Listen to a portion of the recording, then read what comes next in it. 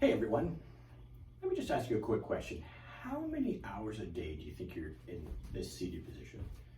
Would you believe research shows that some people, 23 out of 24, now when I first heard that, I was like, there's no way. But if you really break it down, think about it. When people sleep, most people sleep on their side in the fetal position, so your knees are bent. So basically, you're in that seated position. Okay. When you get up, have breakfast, have coffee, what are you doing? You're sitting down. When you get in the car, go to work, what are you doing? You're in the seated position. So you can see where I'm getting at. So now all of a sudden those numbers really add up and I'm like, wow, that's staggering. Now these prolonged static postures can be very detrimental to the body. And let me talk about what exactly can happen, okay? Let's talk about movement in general. When we go to flex the elbow, we consciously think about that, and then the nervous system allows us to do that. But what we have to understand is that for every conscious action, in this case, we want to flex the elbow by contracting the bicep, the nervous system has hundreds, if not thousands, of subconscious actions that take place as well. So for example, in this flexing the elbow, it's going to relax the triceps. Now, did we think about that? No, thank goodness. Can you imagine if we had to think about that? I mean, things would just, the movement patterns would just not be smooth, they'd be rigid, we'd get tired. But, other things such as blood pressure and heart rate, thankfully, we don't have to think about that. So that's subconsciously, okay?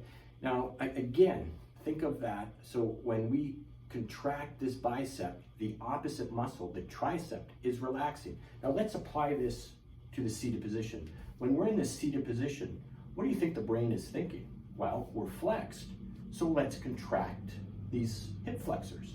Well, what's opposite to that? The glutes.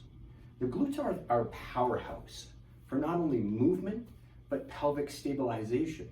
So over time, and especially when we sit quite a bit, and let's face it, during this pandemic, we're sitting quite a bit because there's not a lot of things for us to do.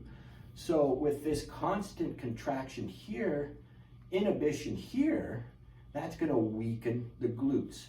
A physiotherapist / doctor, Vladimir Yonda, did a lot of research on that, and he termed that reciprocal inhibition, so the opposites.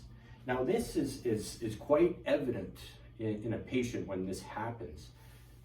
When you watch them get out of the chair, okay, this is typically what happens. The patient leans forward, puts their hands on their hips, uses their arms to get up, okay, but because these aren't working, what do they use? Their back muscles, and you get that nice S-shaped curve. Well, of course, that is translated to walking, okay? So if these back muscles are working more than they should be, what's opposite to that? The abs.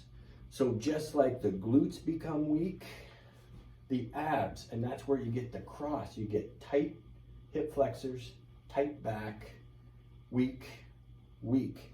And this reciprocal inhibition or the weakening of these muscles lead to altered movement patterns, which put stress on other aspects, whether it be the low back, whether it be the SI joint, and that can lead to pain and discomfort.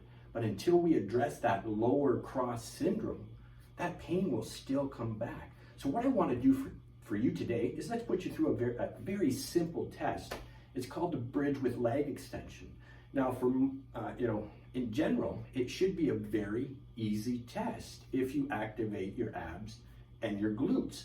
But if you don't, this can be very difficult. So why don't you give me a call? We'll put you through that and we'll find out if you have lower cross syndrome. Merry Christmas, have a great New Year, and stay safe out there.